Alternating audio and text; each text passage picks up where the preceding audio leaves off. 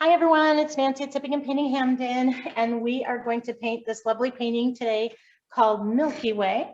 And I have a 16 by 20 white canvas here. If you don't have a 16 by 20, that's fine, paint on whatever you've got. I also have 3 different size brushes, a small round, a medium flat, and a large flat. And I'll just tell you what that means. Round means that it's all the way, it's round when you spin it all the way around in your hand. Okay. And on a flat brush, down here it feels round, but then as you go up, it's crimped. So there's a flat portion. And then that means that the brush has a wide side and a skinny side. So those are flats. Whatever you've got, we'll make it work, okay? And then as an optional brush, I also have a fan brush. One, it's pretty cool. If you don't, we'll make it work with a flat. So no worries on that. I am only going to be using 3 colors of paint today, white, blue, and black. This is a monochromatic painting, meaning that it's just shades of blue. Shades of one color is monochromatic. And so I have some water for cleaning my brushes. And I have some napkins. And I'm wearing an apron. Acrylic paints are permanent. They will stain your clothes and your dog and anything else that gets paint on it, your computer. So do keep that in mind. If you get acrylic paint on you, you'll need to try to blot it off fabric right away. And then I rub dish soap into it. I'm just adjusting this. I rub dish soap into my garment if I get it on clothes, and then I wash it in the washing machine as soon as I can after I paint. If you get it in your, same thing with your carpet. If it's your dog, you have to give him a little bath. So the first thing I'm going to do is I'm going to pick up a big brush and I'm going to dip it in water. And I'm putting water on my canvas because Denver's a really dry place. And if I put water on my canvas, then my paint won't dry out as quickly.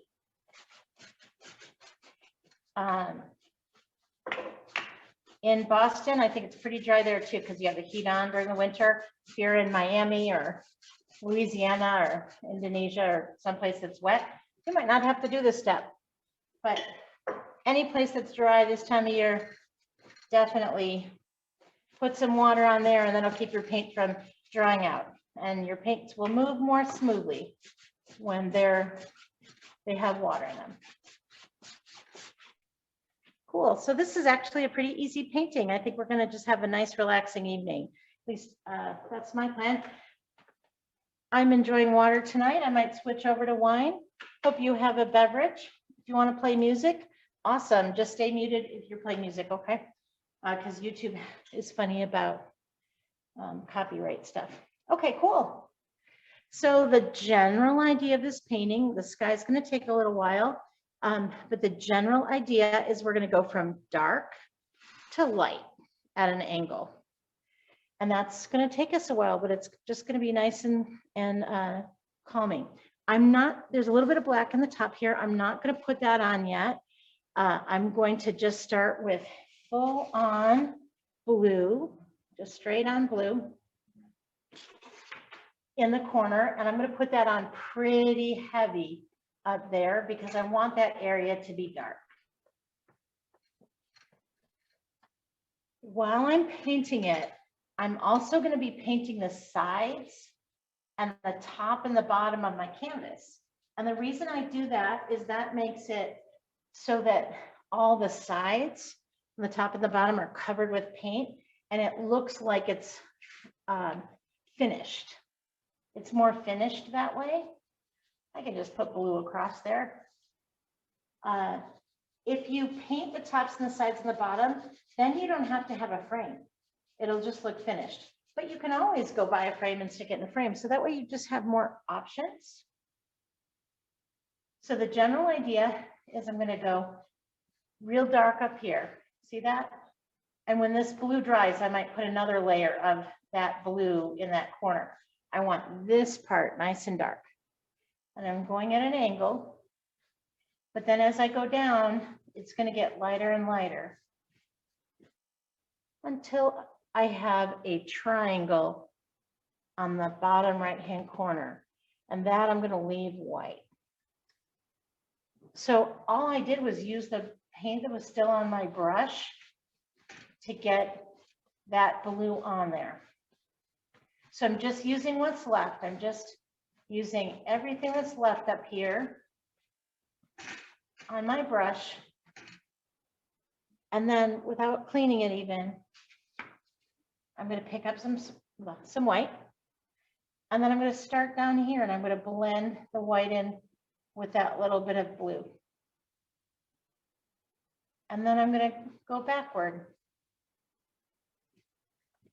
So what I've got is dark blue, and then it's going to get lighter and lighter and lighter until it gets to white. And then we'll just let this part be white. So in between here, you'll have to mix white and blue. An easy way to do that is put white on one side and then blue on the other. That's kind of a cheater, easy way. And I actually really like streaks in my paint because I think it gives it a little more visual interest. The painting won't look so flat if it has streaks. So this area, I am letting it be streaky.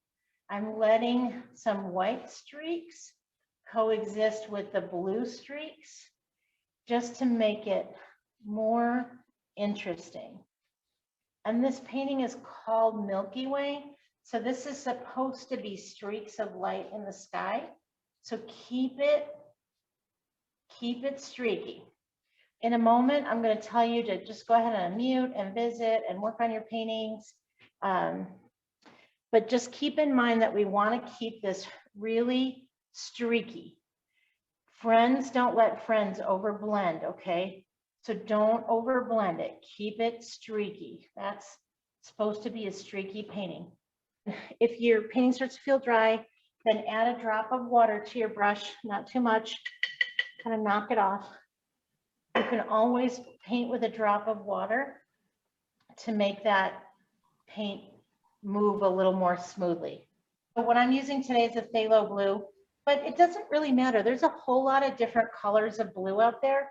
At the studio, we have phthalo blue and cobalt blue and cerulean blue and primary blue and I don't know, ultramarine blue. So it doesn't really matter.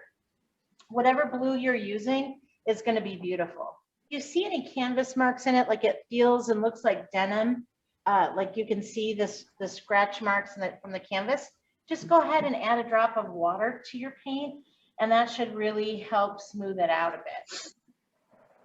And it's nice to just paint with a drop of water too. Mm-hmm.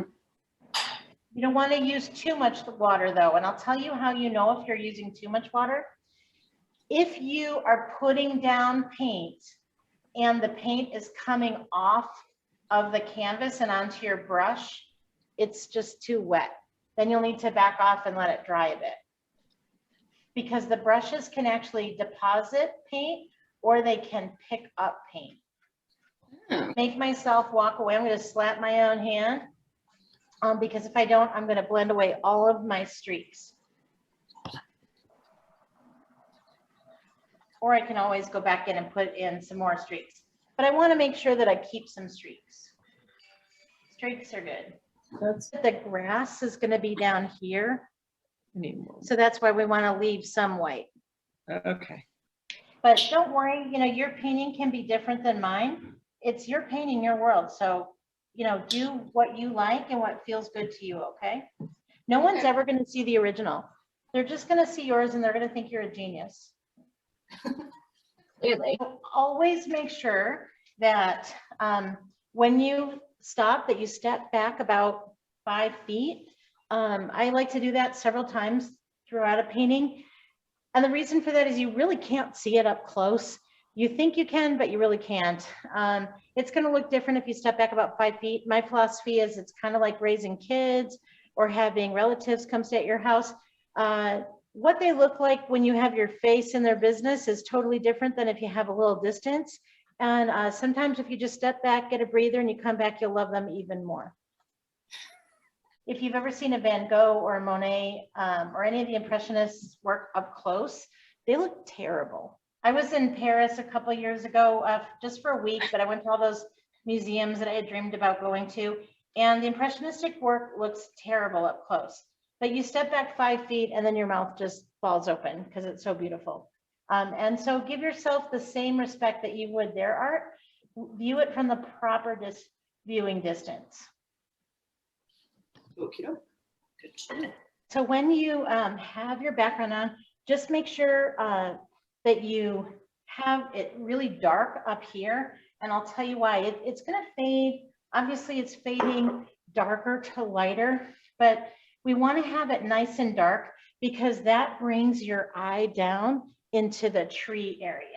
The other thing that's great about having it nice and dark up there is that we're going to be putting stars, and we want the stars to have some contrast.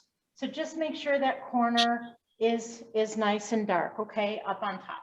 We're going to add a tiny bit of black, but I just wanted to preface it by making sure you have enough blue there. And then let's pick up a tiny bit of black and then put that in the tippy top. Make sure you get the sides and the top of the canvas as well. And then don't use too much, but just kind of streak it on down. We don't want to lose any of those pretty blue and white stripes. We just want to add a little tiny bit of black and very gradually. Not too much. Because the blue is so pretty, right? We don't want to cover it all up. So it's subtle. The black up there is subtle.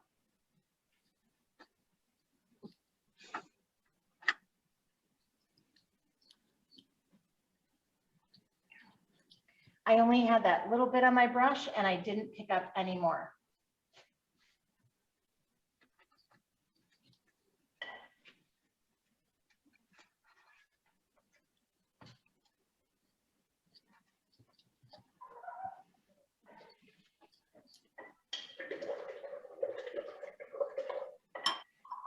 I was teaching someone online the other day and then they heard this noise. They thought I was drinking my wine that fast. How much are you drinking? I'm like, what? No, that would be my water that I'm cleaning my brush with.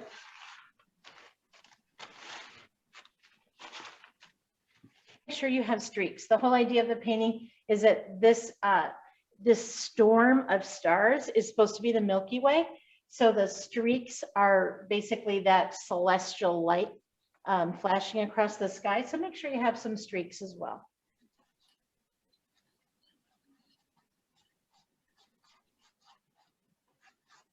And if you do, I'm just going to go ahead and show you the next step. If you're not ready, don't worry. I'm going to dip the bottom part of my handle of my big brush, just the tip of the wooden stick or plastic, whatever you've got. And I'm going to put on stars all over. I can dip once and it'll give me a lot of stars from that one dip.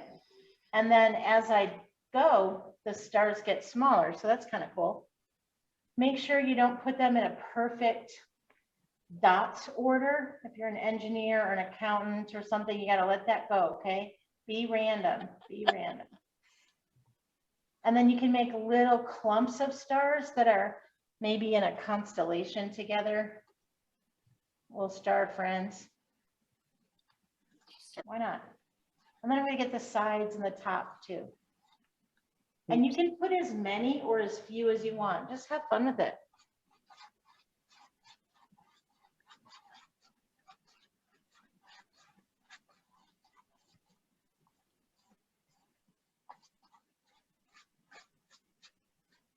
I tend to overdo everything. That's my personality. So I'll probably overdo this. But if you don't want to do all of it, just put in the dark areas. It's really up to you. It's your world.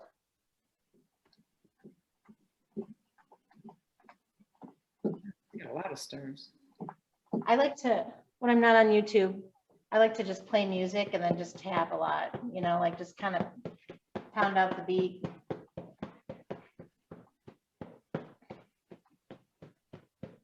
That's a good.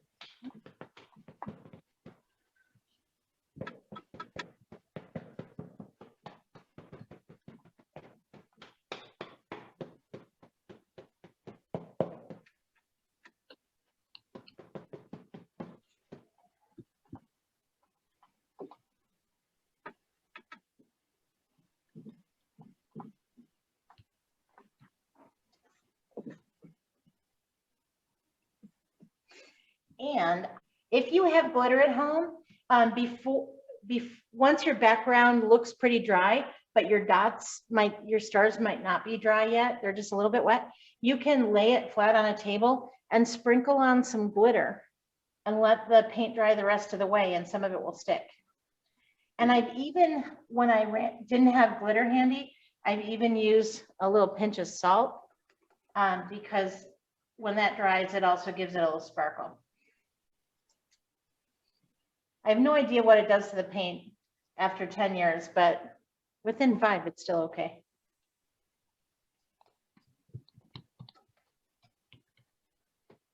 But a little glitter or a little salt will just give it a little, the light will hit those and just make it sheen a little bit.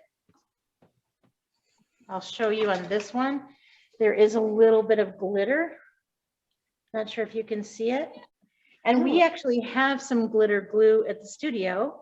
You can also buy it at Michael's, Hobby Lobby, and even the dollar store, believe it or not. And it goes on white, but then when it dries, the white just goes away and it's just soft and shimmery. If anything is still wet, it will like reactivate the paint because it has water in it. So, and it will sparkle and be beautiful. Good to know. Or you could just pick some up at the dollar store. Oops, I just streaked mine. See, that happens.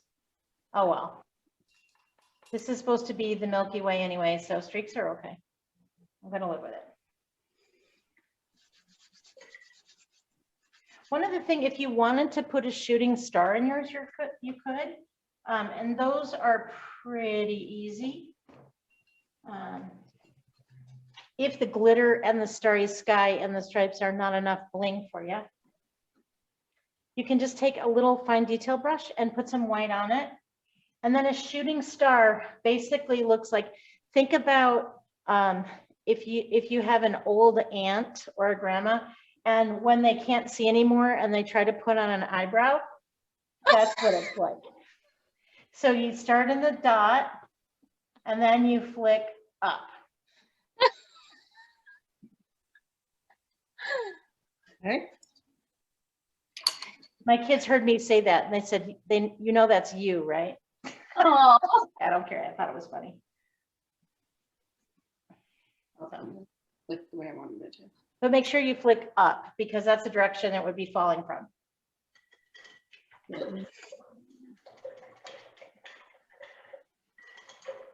No, I'm not. You can, from any one of those dots, you can flick up and then flick down. Oops. And then flick out and then flick out again and then flick at the diagonals, but always start in the center and flick out because then you get pointy tips. So you want to be careful not to flick in, flick out. But that's just more ways to bling up the sky if you're in a blingy kind of mood.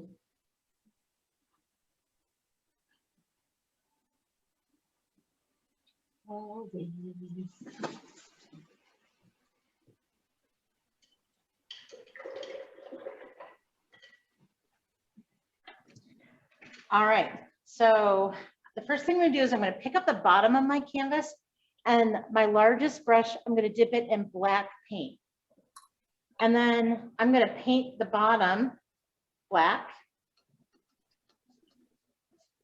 I know I painted a little bit of it blue before, but oh well, I forgot.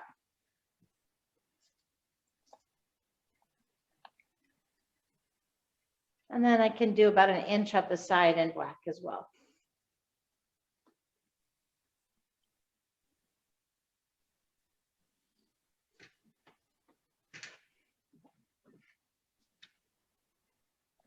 And then from the bottom with my large flat brush, or if you have a fan brush, you could do that too. Either one works.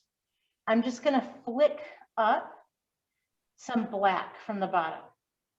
And I'm doing it kind of randomly. So, you know, some of it might be an inch tall, some might be a half-inch tall. I'm just flicking. It's kind of like the same motion you would put on mascara. Oh, we're familiar with that. All right. So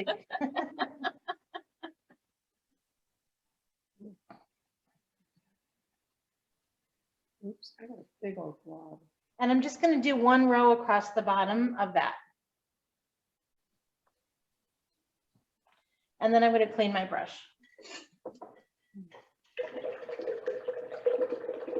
We're going to make the grass higher, but the next row that we do is going to overlap with the black and be blue.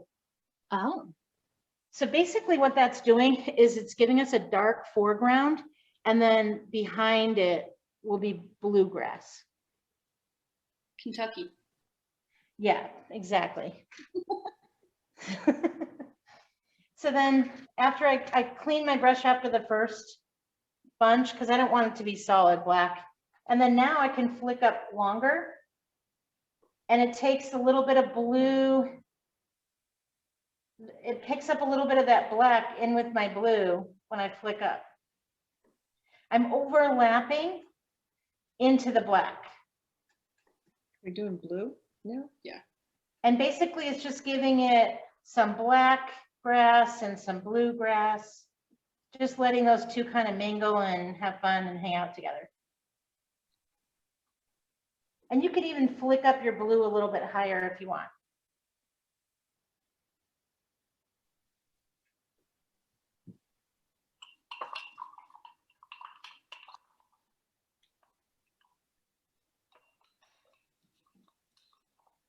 Just make sure that you're flicking up from the bottom rather than coming down from the sky, right?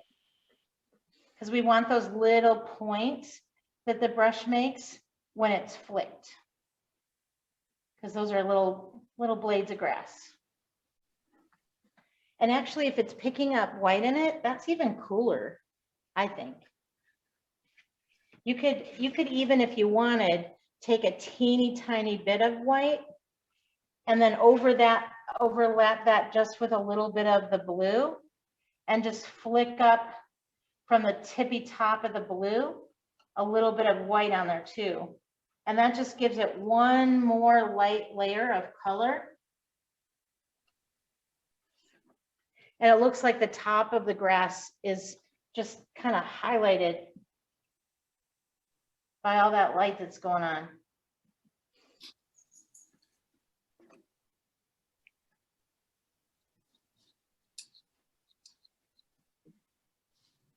So basically, whatever order you do that in or however you do it, just so long as there's a little bit of black, a little bit of blue, and it's all flicked up so that it looks like grass.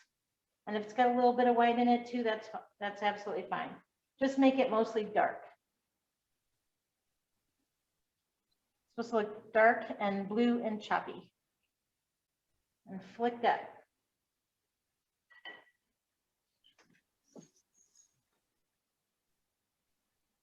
You can see this one better because it's dry. Yeah.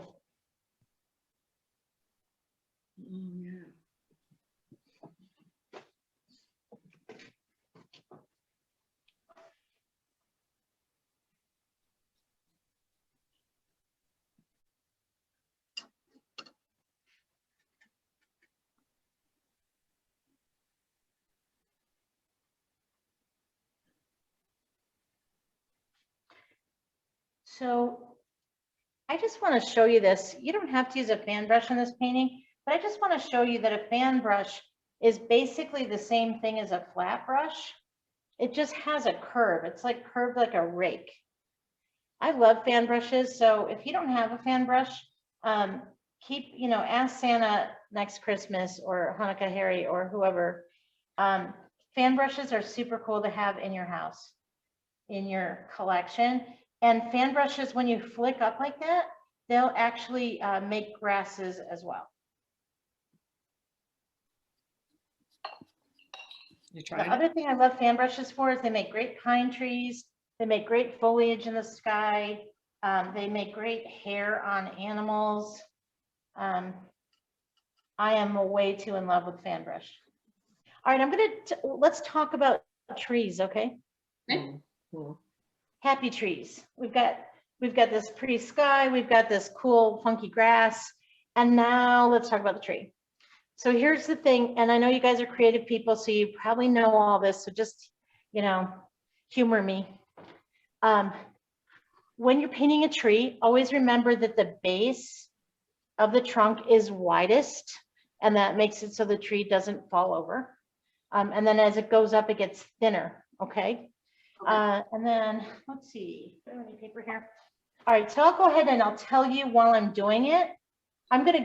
I always paint things off center a little bit, just because nature is never perfect or symmetrical. If it's perfect and symmetrical looking, it'll look like Disney World and there'll be something off about it.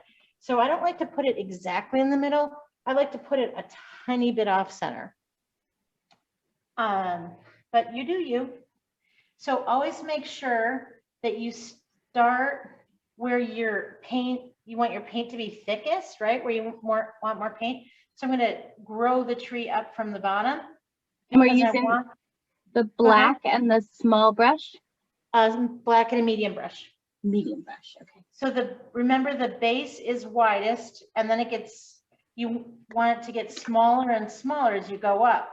So a good way to do that is always start at the bottom and go through the trunk. And then see how this is my flat side of my flat brush? I can use that side, lots of pressure at the base to lay down a lot of paint. But then as I go, if I want the tree to get skinnier, I turn my brush a 1/4 inch. So now I'm painting with this skinny side. Little trick.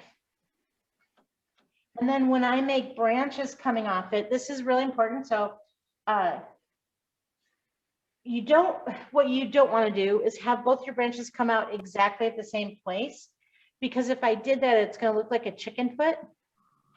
And chicken feet are cool. I have 2 chickens at home, but yeah, we want to avoid that. So always have one branch come off, and I just turned my brush to the side to get that skinny line. That's the beauty of a flat brush. You can paint fat or paint skinny, depending on how you turn your brush. And then remember that the branches should come out at slightly different parts of the tree. So this one's not coming out exactly the same place as that one, because trees grow up, they sprout a branch, then they grow a little more, then they sprout another branch, they grow a little more, they sprout another one. It's kind of uneven. Does that make sense? Mm-hmm. And then also keep your branches wiggly. They'll look more natural if they're wiggly and crooked. And they can even cross each other. I always start in the trunk and I go up and turn my brush to the skinny side before I come out with a branch. So I start in the bottom, I go up, turn my brush to the skinny side, wiggle out another branch. And if I always come out from the trunk into the sky, then I'm going to have these sharp points at the end of my branches, and my branches are skinnier than the trunk. More water coming down.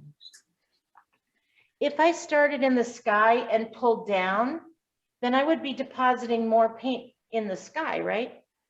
And then they would get skinnier as they go, and then I'd have a cactus. So always start in the trunk and then come out from the trunk. And keep your keep your brush on the skinny side when you pull out a branch.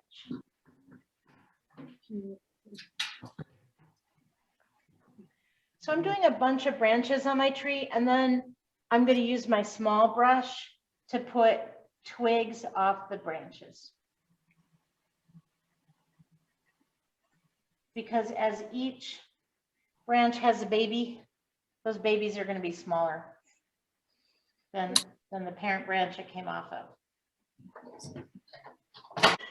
And then I'm going to go to my smaller brush, my detail brush, where I can get smaller branches. If your brush is kind of not tame, your round brush, You can chisel it like this on the side, and then I'm spinning it in my fingers and it chisels it to a finer point. Also, the thickness of your paint matters if you want a fine point. If it's starting to feel thicker than Greek yogurt, and God forbid peanut butter, right? It's too thick. You want it to be soft, like a more liquidy yogurt or even a pancake syrup. And then it's gonna flow off your brush.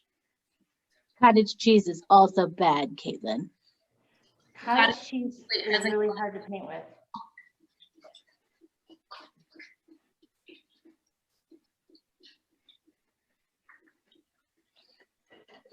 Yeah, when you're doing these small branches, you want thin paint. Thicker than ink, thinner than yogurt, more like pancake syrup or motor oil.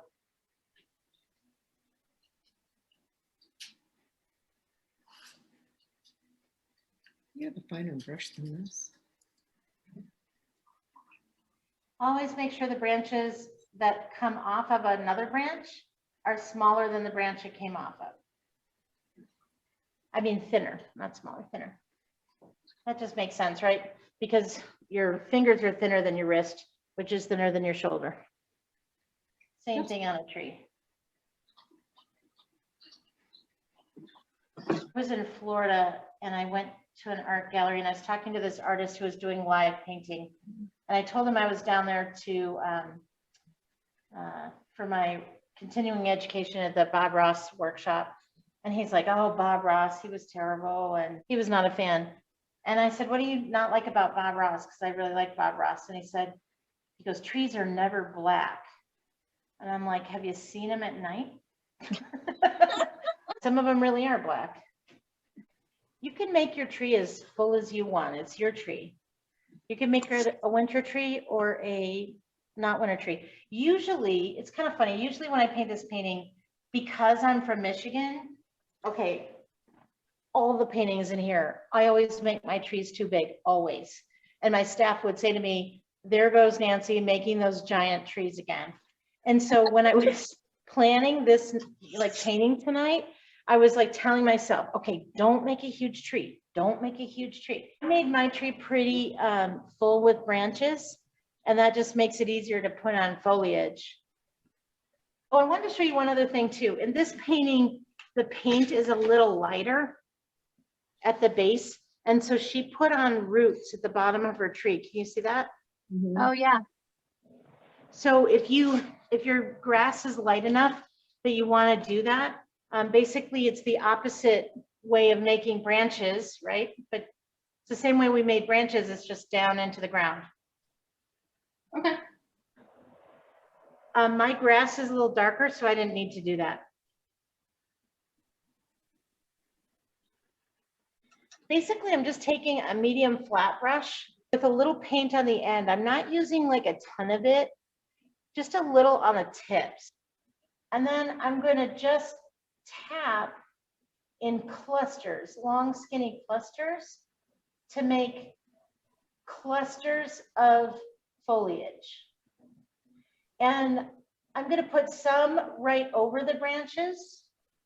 And then some of them I'm going to put just around the branches, because probably there are twigs coming off the branches that you can't see. They're just too small, you can't see them. And so make sure that you're putting some of your foliage up where there are no branches and out where there are no branches too. Because you don't want it to be so tight that it looks like a sucker, right? Yeah. Does that make sense? So let me just tap. You don't want it to look like a lollipop, right? So keep the branches on the outside, the clusters of these foliage, like keep them loose and free around the tree. They don't all have to be glued to a branch.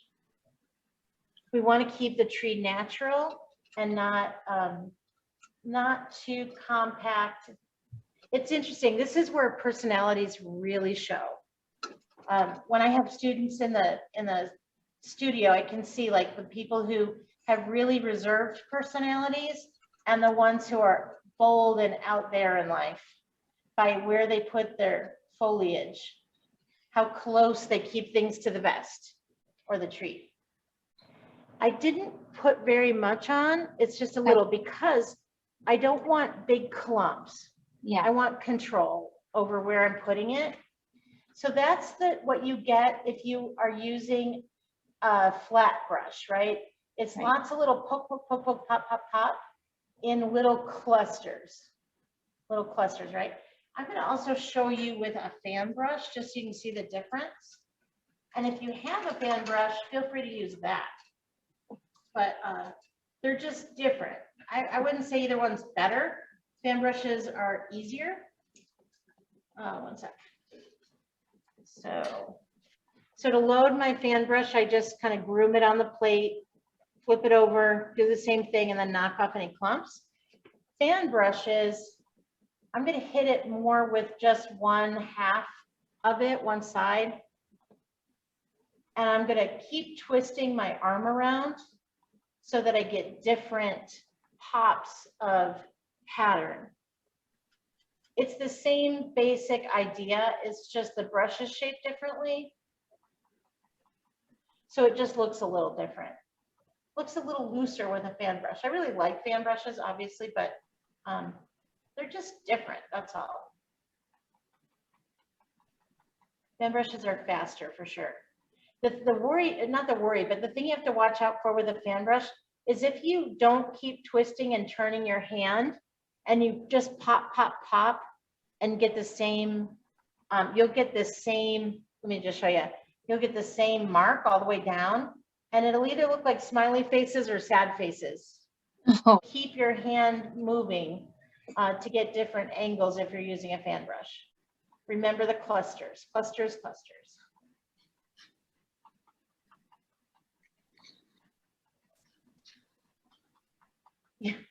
I've done some paintings where I forgot to do that. And I don't know, I was thinking about something else. And then it just looked like a whole bunch of bats in my tree, like 1,000 bats. And be sure you go over the trunks and the branches. I've seen people just fill in between, avoiding putting it in front of the trunks and branches. But it makes sense that it would also be on this side of the tree, right?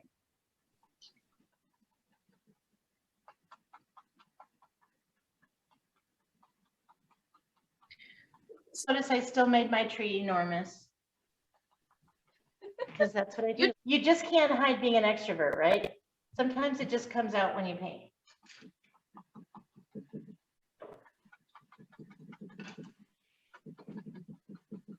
Yeah, that looks good. It's like a go big or go home thing with me, I guess.